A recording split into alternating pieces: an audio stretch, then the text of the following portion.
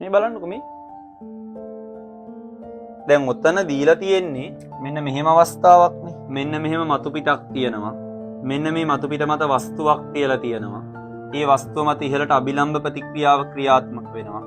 R කියලා ගන්නවා. සිරස්ව පහළට කොහොමත් ඉතින් බර කියන එක්කෙනා ක්‍රියාත්මක වෙනවා. එයා W කියලා ගන්න. දැන් වස්තුව මේ මොහොතේදී කොහෙවත් යන්නේ නැහැ මේ මතු පිට මත එකතැන නැවතිලානේ තියෙන්නේ. මතකද අපි ඉගෙන ගත්ත මෙන්න මෙතන නිව්ටන්ගේ පළවෙනි නියමය කියලා.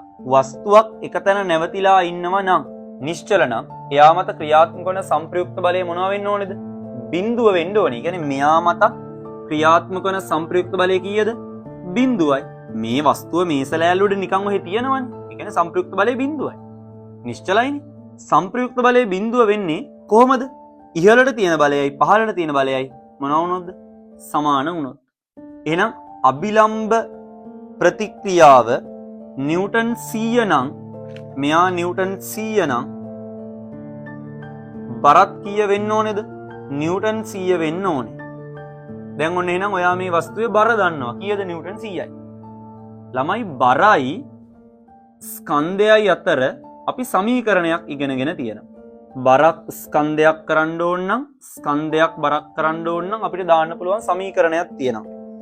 සමීකරණය තමයි W සමානයි mg කියන එක වෙනවා. mg. W කියන්නේ බර මනින ඒකකය නිව්ටන්. m කියලා කියන්නේ ස්කන්ධය. ස්කන්ධයේ මනින ඒකකය කිලෝග්‍රෑම්. g කියලා කියන්නේ ගුරුත්වජ ත්වරණය. ඒ ඇවිල්ලා කීයද හැමතිස්සෙම? 10යි ms ඍණ 2. ඔන්න එහෙනම් බරයි ස්කන්ධය අතර සම්බන්ධයක් අපි දැන් දන්නවා. ඉතින් බලන්නකො මේ. දැන් ඔයා බර දන්නවා නම් ඔයාට මේ සමීකරණය භාවිතා කළා මෙයාගේ ස්කන්ධය හොයන්න බැරිද? පුළුවන්. වස්තුවේ බර දන්නවා. එහෙනම් වස්තුවේ ස්කන්ධය හොයාගත්තේ. දාන්න W සමානයි mg වස්තුවට. බර දන්නවා කීයද? 100යි. ස්කන්ධය තමයි හොයා ගන්න ඕනේ. ගුරුත්වජ ත්වරණය අපි දැනන් ඉන්න ඕනේ. ඒක දුන්නත් දැනන් ඉන්න ඕනේ 10යි ms ඍණ 2යි. එතකොට m නේ හොයන්න ඕනේ.